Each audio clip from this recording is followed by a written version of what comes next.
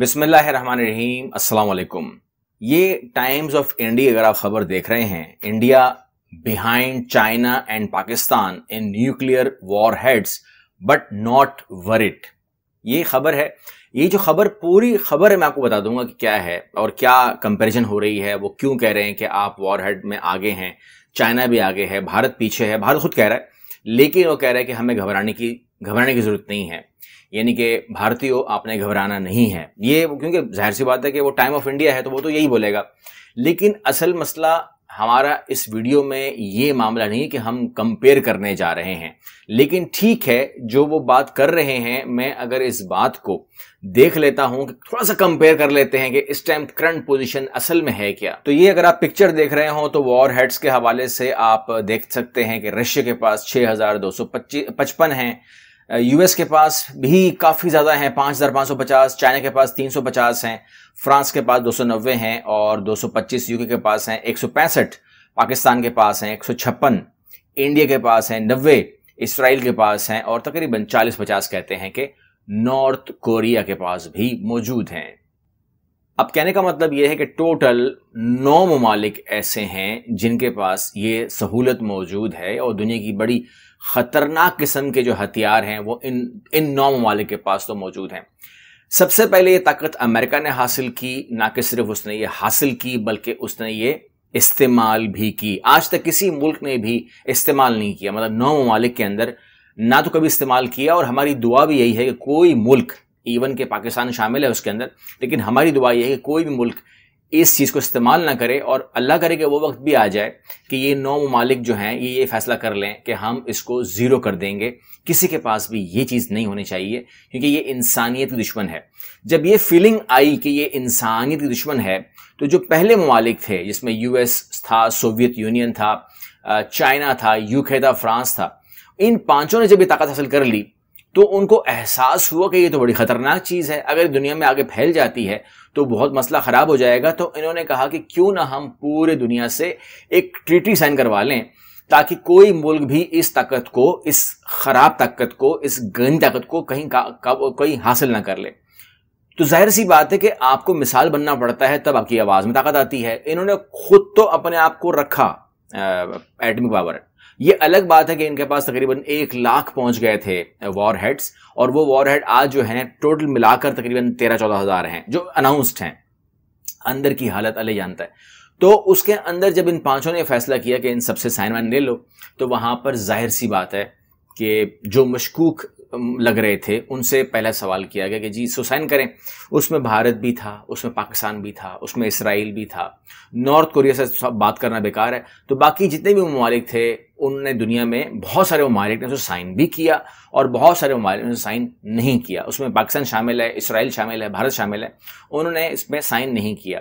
चूंकि हम पहले ही मशकूक हो रहे थे। मशकूक होने की वजह यह है कि जब भारत ने इस ताकत को हासिल किया तो वो पाकिस्तान को पक्की रिपोर्ट आ गई कि भारत के पास आ चुके हैं हथियार और बहुत कुछ। जब हमारे इल्म में आ गए, कंफर्म हो गया, तो वहां पर वो था, जैसे कहते हैं ना कि वो रेड लाइट जब जली तो पाकिस्तान ने ये फैसला किया, बल्कि पाकिस्तान में जुल्फिकार अली भुट्टो साहब उस टाइम सरबराह थे, उन्होंने फैसला किया कि जी डॉक्टर अब्दुल कदीर खान साहब को पाकिस्तान बुलाया जाए और उनको खिदमत दी जाए। ये वीडियो में पहले बना चुका हूं, इसलिए हम इसके ऊपर डिटेल बात नहीं करेंगे फिर क्या हुआ फिर क्या नहीं हुआ। लेकिन फिर ये हुआ कि एक स्लोगन आया कि जी घास खा लेंगे, कुछ भी कर लेंगे, दुनिया जो कहती है उसकी मर्जी है, हम ये ताकत जरूर हासिल करेंगे। बहरहाल वो पूरा एपिसोड आपको मैं बता चुका हूं, आप हिस्ट्री पढ़ सकते हैं। लेकिन जब इंडिया ने धमाके किए 5, तो वो जो हफ्ता था बहुत भारी था। भारी क्यों था? पाकिस्तान ने उसके ऊपर कोई रिएक्शन नहीं दिया, लेकिन जो उनका मीडिया था वो कह रहा था कि बस आप हमला क्यों नहीं कर रहे हो, यानी कि तबाह क्यों नहीं करते हो, जंग क्यों नहीं करते हो। और उस हफ्ते के अंदर बड़ा प्रेशर भारत का तो खैर ये था, सब कुछ शोर शराबा, लेकिन अमेरिका का था कि अगर आपने हमला किया तो हम आपको पत्थरों की दुनिया में डाल देंगे, हम आपको तबाह बर्बाद कर देंगे। लेकिन उस वक्त जो है पाकिस्तान ने 5 के मुकाबले में 6 धमाके किए। तो मैं तो इसको इस तरह कहता हूं कि अल्हम्दुलिल्लाह कि अल्लाह ने आपको ये ताकत दे रखी थी कि आपने 1 हफ्ते के बाद ये 6 धमाके किए। अल्लाह ना करे पाकिस्तान ये फैसला ना करता, पाकिस्तान उसमें सुस्ती कर लेता कि कुछ नहीं होता, कुछ नहीं होता, ठीक है ना, मैं क्यों करूं, कोई और आएगा कर लेगा। जमहूरियत में ऐसे ही होता है कि मैं क्यों करूं। तो अल्हम्दुलिल्लाह कि आप लोगों के पास ये कैपेबिलिटी थी, ये ताकत थी, अल्लाह ने आपको नवाज दिया था कि आप 5 के मुकाबले में 6 धमाके कर सकते हैं। और आज वही मुल्क अपने मुंह से कह रहा है कि इस मामलात के अंदर आप हमसे बेहतर हो। अब वो चीन का और पाकिस्तान का नाम क्यों ले रहा है? क्योंकि वहां पर यह बहस चल रही है कि जो भारतीय फौज है उसके अंदर बहुत टूट फूट हो चुकी है, बहुत स्ट्रेस आ चुका है। और ये स्ट्रेस जो है ये जनवरी से पीछे चले जाएं आप, मतलब 2020 की बात कर लें आप, पूरा 2020 जब पेंडेमिक था, जब हालात खराब थे, उस टाइम बहुत ही स्ट्रेस में आ गई थी भारत की फौज और बहुत सूरत खराब हो गई थी। सुसाइड अटैक्स की बातें आपके सामने आती रहीं, बहुत कुछ आपके सामने आता रहा। चाइना के साथ स्टैंड ऑफ हुआ, 20-25 जो उनके जवान थे वो मारे गए, तो स्ट्रेस और बढ़ गया, तकलीफ और बढ़ गई, किस मास पे जाएं, किस मास में न जाएं। कश्मीर के हालात आपके सामने थे। तो दिसंबर के बाद हालात मजीद ख़राब हुए, तो उन्होंने एक फ़ैसला किया कि चाइना के साथ हमारे 12 राउंड हो चुके हैं, वो सुनता ही नहीं है। सुनता तो है, वो कहता है ठीक है सब कुछ ठीक हो गया है, लेकिन उसका अमल नहीं होता, क्योंकि चाइना का एक तरीक़ाकार है, चाइना को वो स्टडी उन्होंने नहीं किया हुआ।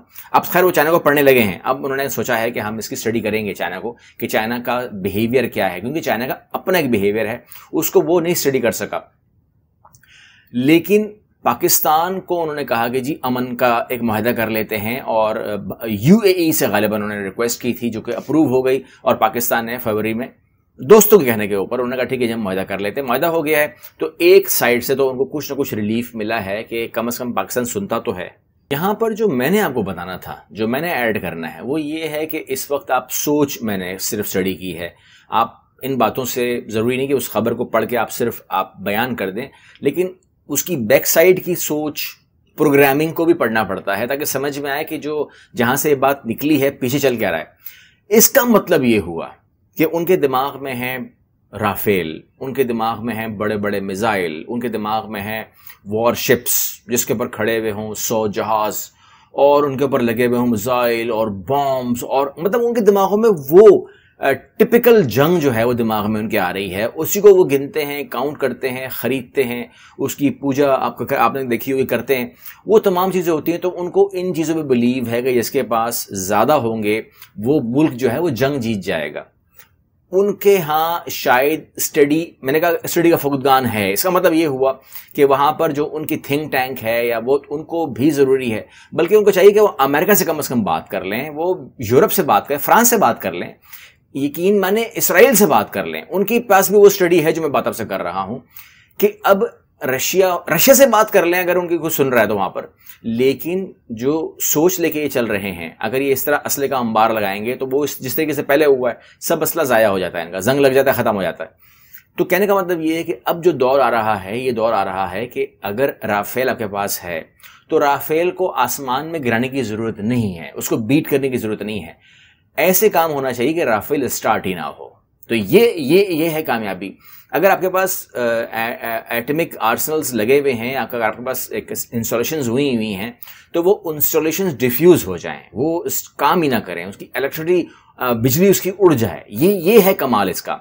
अगर आपके पास कोई भी मिसाइल सिस्टम लगा हुआ है तो वो हैक हो जाए, ये है कामयाबी उसकी। दूसरी बात यह कि अगर वो हैक उस टाइम तक ना भी हो और वो निकल जाए मिसाइल वहां से, तो भाई मिसाइल आपका 2 फुट का है या 200 फुट का है, इससे कोई फर्क नहीं पड़ता, उसने इंटरसेप्ट होना है, ये आपको मालूम है। तो इससे कोई फर्क नहीं पड़ता कि किस ताकत का है, कितना बड़ा है, उसने आसमान में फट जाना है। अब वो मैंने कहा जैसे कि कितने भी साइज है, कितना भी उसका वजन है, बहुत जंगें चेंज हो गई हैं। जिन जंगों को हम सोचते थे, ठीक है ना, बहुत सारे ऐसे अभी भी पॉइंट्स हैं जिसको हम जंग नहीं मानते, मगर वो जंग से भी खतरनाक चीजें हैं।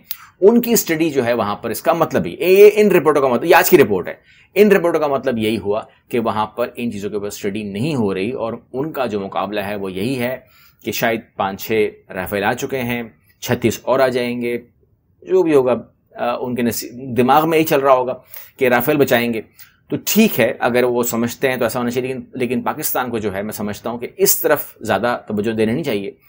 जिस तरफ इसराइल काम कर रहा है, जिस तरफ चाइना काम कर रहा है, जिस तरफ रशिया काम कर रहा है, आपको उस तरफ टेक्नोलॉजी के ऊपर ध्यान देना चाहिए। वो है असल चीज़, ये असल चीज़ें नहीं रही। ये सिर्फ हाथी के दांत होंगे जो नज़र आ रहे होंगे, बहुत लंबे हैं, लेकिन जब टाइम आएगा तो उससे कुछ खाया नहीं जाएगा। अगली वीडियो मिलते हैं इंशाल्लाह। चैनल को सब्सक्राइब कीजिए। अल्लाह हाफिज़।